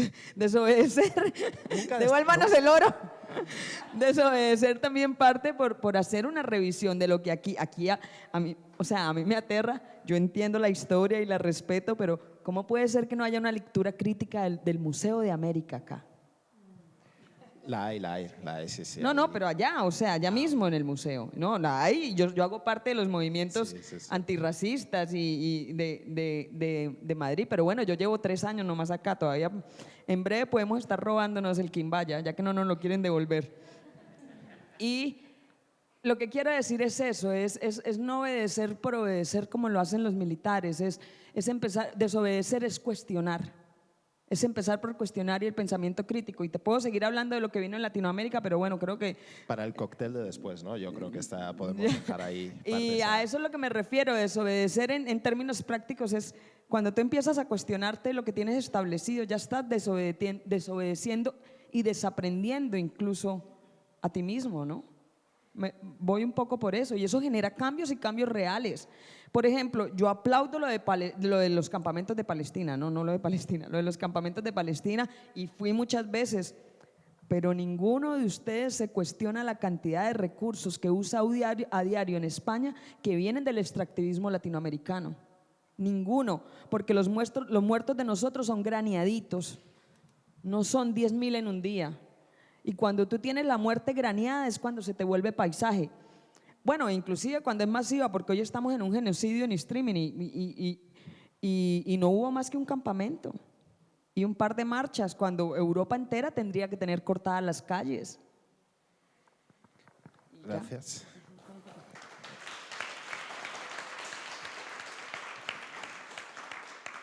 A Aresia Sijamos quería trasladar la pregunta sobre el papel de las organizaciones, ya que estáis ahí, ¿no? en ambos lados, y un poco si hay que cambiar, pues qué habría que cambiar, ¿no? en esas prácticas. Vale, yo voy a hacer referencia a esto que decías, ¿no? De vivimos en un espejismo. Yo los días que me levanto un poco más propositiva me agarro ese espejismo así y le doy besitos al espejismo, porque cuando ves el mapa político que tiene ahora mismo Europa y el Parlamento Europeo, hay días en donde qué perverso es todo, ¿no? Pero dices, vemos aquí al lobo, pero... Yo ¿cómo respondería a esta pregunta? Además, yo creo que las organizaciones, entidades sociales, tenemos como en nuestras expertise la capacidad ya de prever lo que va a ocurrir y qué impacto esto va a tener en el corto o medio plazo. Para mí lo más importante, haciendo la labor que hago, pensando un poco, no lo sé, porque estoy pensando en alto. Yo, por ejemplo, recuerdo el año pasado que fui a presentar un informe sobre vulneraciones de derechos al Parlamento Europeo y me acuerdo que uno de los argumentos perversos que te dan es menos mal que se ha aprobado el Pacto Europeo de Migración y Asilo ahora durante la presidencia de España y no cuando llegara la presidencia húngara, porque no veas cómo sería. Y yo le pregunté, ¿y cómo sería? Y dice, no veas, iban a detener a gente y los iban a... Me dio una serie de razones que es como, bueno, ¿cuál es la diferencia entre lo que propone la extrema derecha con lo que es este pacto que se supone que es un poquito más... Digo, al final es lo mismo, ¿no? Y esto, digamos que esa mirada me la ha podido dar tener muy presente el rol que tengo como una entidad, una organización defensora de derechos humanos. Entonces yo diría que para mí es seguir haciendo más trabajo del que venimos haciendo ahora y cómo funcionamos como esa suerte de puente, ¿no? Entre lo que está arriba, lo que está abajo, pues hacer un trabajo en ambos lados, ¿no? Porque al final son tiempos que van a requerir aún más de nuestra energía. Vale. Yo creo que las entidades o las ONGs hay varias cosas. Hacer como más formación a la interna con análisis geopolíticos, dejando atrás ya las narrativas de la Guerra Fría y empezando a poner visiones decoloniales, que yo creo que esto es muy necesario y viniendo, ¿no? desde las ONGs. O sea, desde la FED estamos, por ejemplo, haciendo un proceso de privilegio blanco y de historia de la cooperación, ¿no? Porque la mitad de nuestras entidades vienen de ahí. Y yo creo que también hacer un cambio de narrativas y visibilizar las preocupaciones de la sociedad, ¿no? En este juego de poner la guerra encima de la mesa, en el último barómetro del CIS, los medios de comunicación pusieron el 65% de la población cree en el ejército europeo. Pero en cambio dejaron de decir todas las preocupaciones por trabajo, por luchar contra la pobreza, mejorar la sanidad pública. Todas esas cosas, los medios de comunicación se dejaron de decir. Creo que es muy importante dejar de poner el foco en donde quieren que pongamos el foco y empezar a cambiar la narrativa, no ir al ralentí de los discursos de extremas derechas, sino crear nuevas narrativas y nuevos discursos con la paz. Y ya me pongo súper ONGera, hay una campaña de la Cordi, ¿no? Le de Hablo ONG, hablando del triple nexo, poner la paz que interseccione humanitaria y desarrollo. Paz entendida como justicia global, con visión decolonial, visión feminista, a todos los aspectos de... Ya sé que hay un proceso, ya lo sé, pero si preguntáis. Y yo lo último que se me ha ocurrido ahora, ¿no? Pero un poco a raíz de lo que estás diciendo, ser valientes. Ahora mismo nos toca ser valientes porque tenemos muchísimo más que perder que ganar. Así que yo me atrevería a dar un paso más, ¿no? No sé. Dejo la reflexión al aire.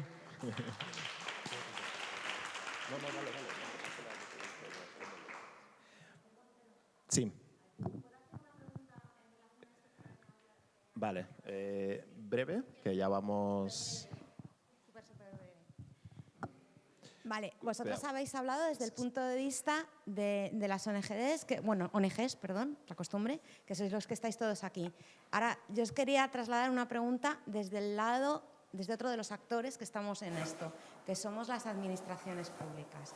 Si vosotras estuvierais en el papel de la administración pública, ¿qué consideraríais que podríais hacer para ayudar a que el papel que habéis definido para las ONGs fuera posible?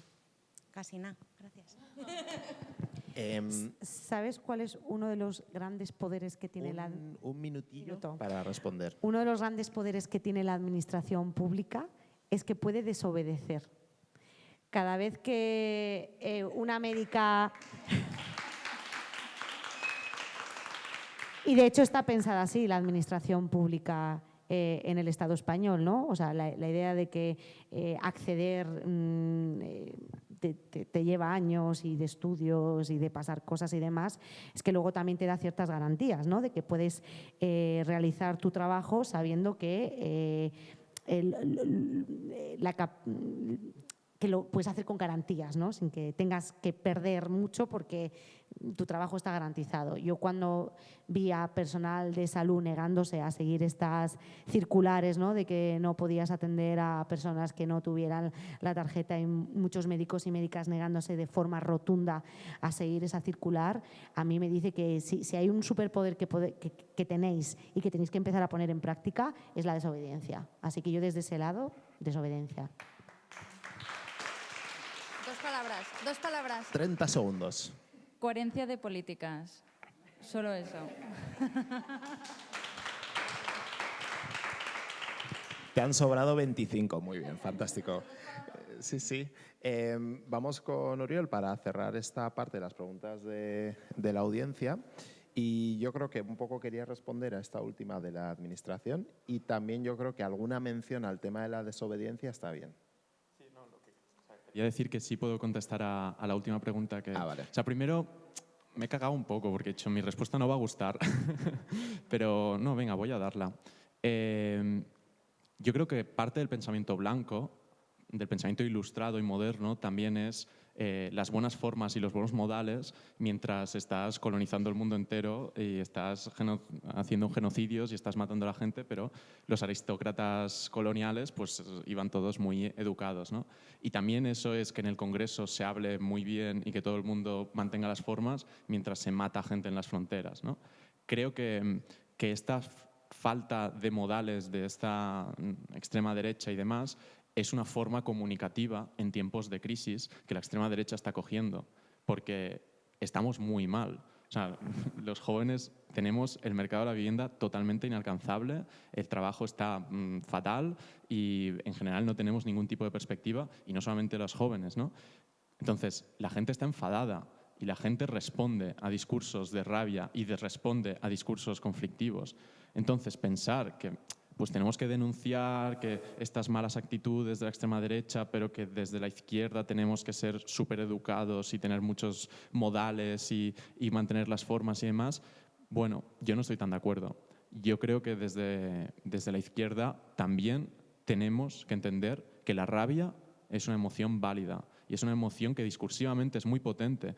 Lo que pasa es que esta rabia que se genera ante épocas de crisis, la extrema derecha te la canaliza muy bien, porque te señala a un otro que encima está peor que tú, por lo que es más fácil como darle una patada hacia abajo y ya como enrabiarte en esa dirección.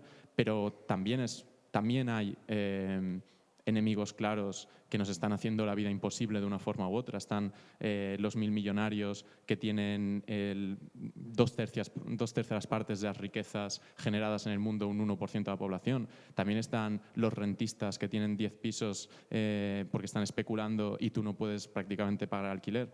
Pues yo creo que discursos que contengan elementos de rabia puede básicamente disputar esa emoción y no dejársela toda entera a la extrema derecha. Y creo que tenemos que saber cómo hacerlo, porque efectivamente es una emoción muy peligrosa, pero lo que decía antes, la paz social es el sufrimiento de muchas. Bien.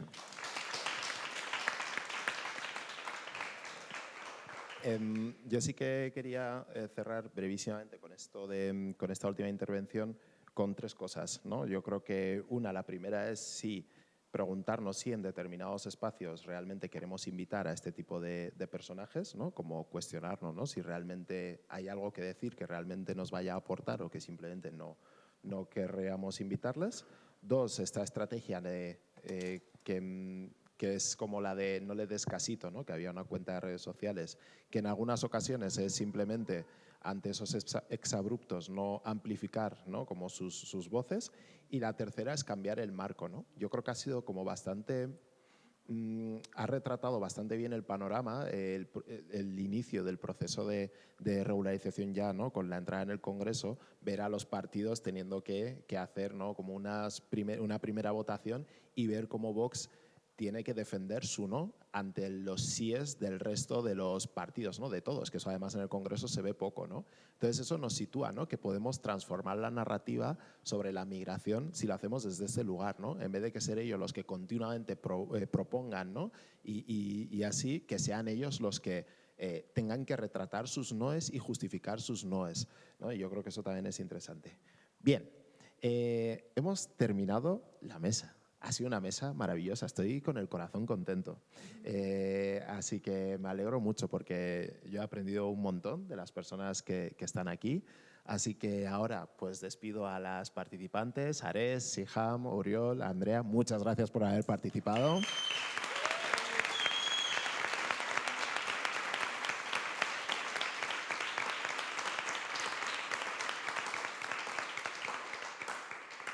Y antes de pasar al siguiente bloque, vamos a ver un tercer y último vídeo.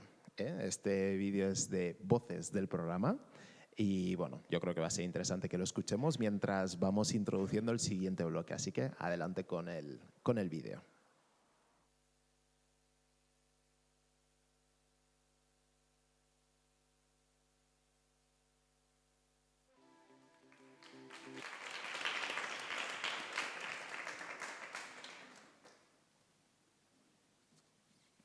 Qué bien, qué bien. Muchas gracias por haber estado atentos y atentas a este vídeo.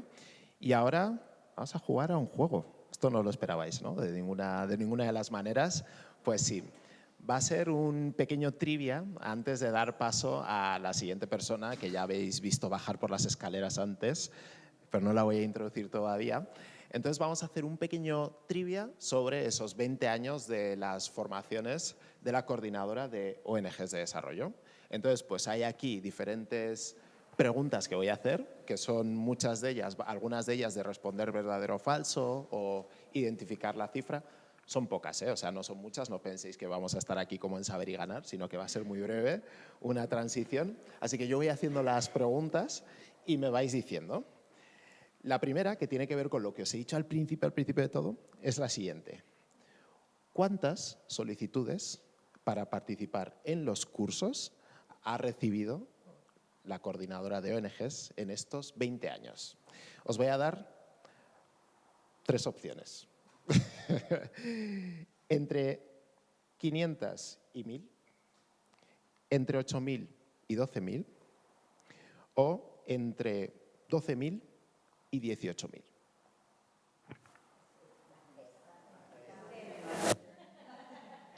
Oye, confiáis mucho en la Coordinadora de ONGs, ¿eh? O sea, pero ¿estáis seguros, no? O sea, veo que confiáis mucho y efectivamente, claro, teníais razón.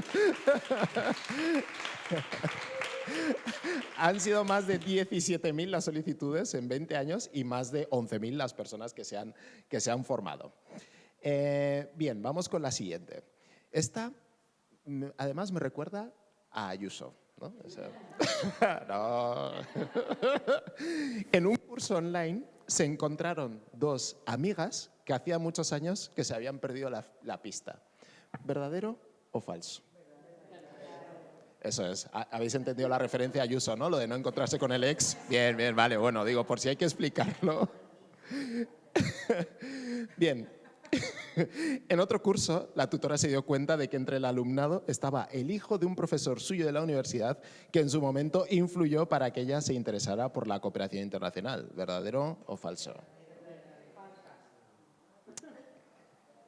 Es verdadero. Ay. Bien, vamos con otra.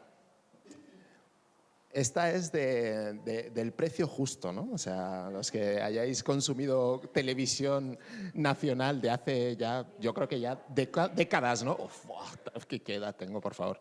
Bien, ¿cuántos cursos se han realizado hasta ahora?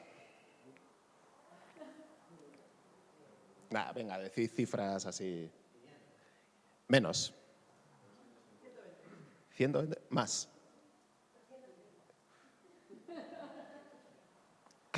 Casi, pero casi. O sea, para arriba. Esto es la patata caliente, ¿no? Otra referencia de arriba, 35, muy bien, 235. No ha explotado la patata. Muy bien, vale. ¿Cuál de estos nombres corresponde a alguno de los cursos? Voy a leer los 3 nombres y me vais a decir cuál corresponde. La transición feminista del empoderamiento de las disidencias descoloniales para la paz. Opción A. Opción B. Si alguien ha participado en alguno de los cursos, por favor, que no diga nada. Opción B. Economía solidaria y teoría económica comprensiva. Paradigmas para avanzar en contextos multipolares. La C. El poder de la creatividad. Claves para mejorar en tu trabajo y en tu vida. Y la D, contactar con medios no es igual a comunicarse con medios de comunicación. La A, ver, ¿alguna de estas? ¿Consideráis a la coordinadora capaz de hacer todos estos cursos? O mucho más, no, vale. Voy a repasar el histórico de títulos de cursos de la coordinadora. Bien, pues las que no son, la primera no es falso, pero podría ser interesante, así que apúntenselo. La segunda de la economía solidaria y teoría económica comprensiva, paradigmas para avanzar en contextos multipolares. Esa os la creéis, ¿no? Pues no ha sido tampoco. Y sin embargo, las 2 últimas del poder de la creatividad y el contactar con medios sí han sido cursos de la coordinadora. Muy bien. Y vamos con la última. De un curso de comunicación surgió la iniciativa Comunicambio, que se ha mencionado antes, pero también otra que es Comunicañas. Cuéntanos tu experiencia en Comunicañas. Cuenta alguna batallita de las Comunicañas. Sí. Y lo bien que se ha pasado, ¿no?